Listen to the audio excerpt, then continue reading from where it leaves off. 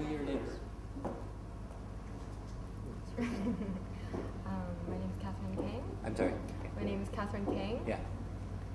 I'm Gary Fadley. Cool. How'd you guys get started in tango? You guys have to speak up because there's construction outside. Well, I've been dancing all my life. I started out as a teenager actually doing competition ballroom.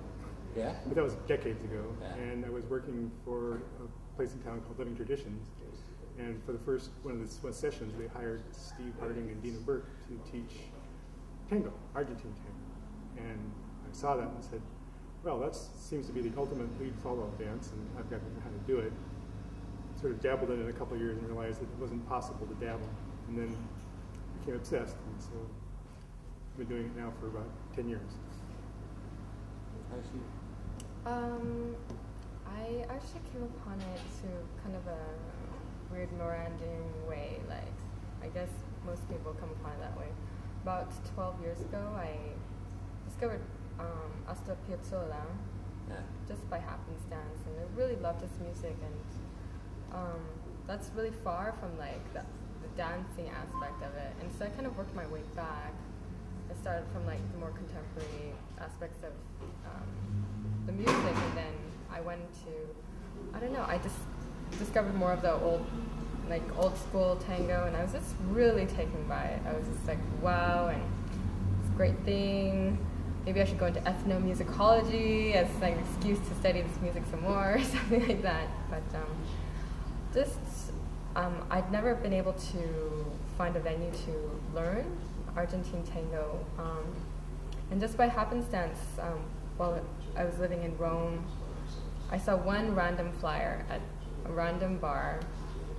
And then I was like, oh, well, you know, this is kind of like a low season, because it was like right after Christmas, and I was like, I can take a breather and, you know, get into this, and I just started lessons. I mean, I was sharing the music with my significant other for quite some time, and he kind of was like, oh, pish posh dancing and all that stuff. But I don't know, I guess working on him for like years and years and years, he started, you know, developing an interest in it too. So finally, just at the right time, at the right moment when he was open to it, and just finding the flyer and the teacher at the right moment, that's how I came upon Argentine tango.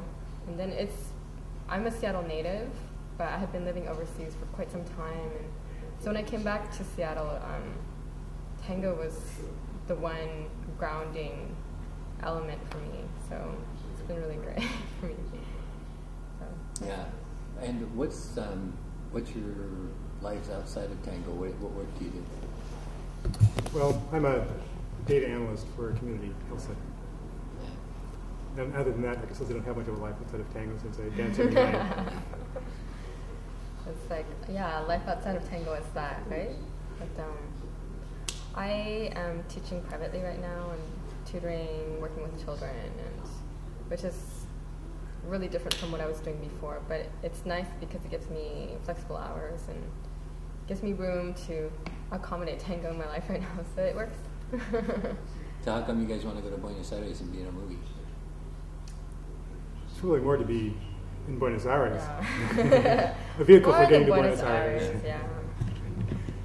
It's funny because one of my Argentine friends, just the way, I mean, we have a lot of conversations, and he's like, I think you're Argentine, just because we're talking about the way people talk, and how, he's like, but Argentines speak like this, and somebody had commented, like, he had written some dialogues or something, and they're like, people in North America do not speak this way.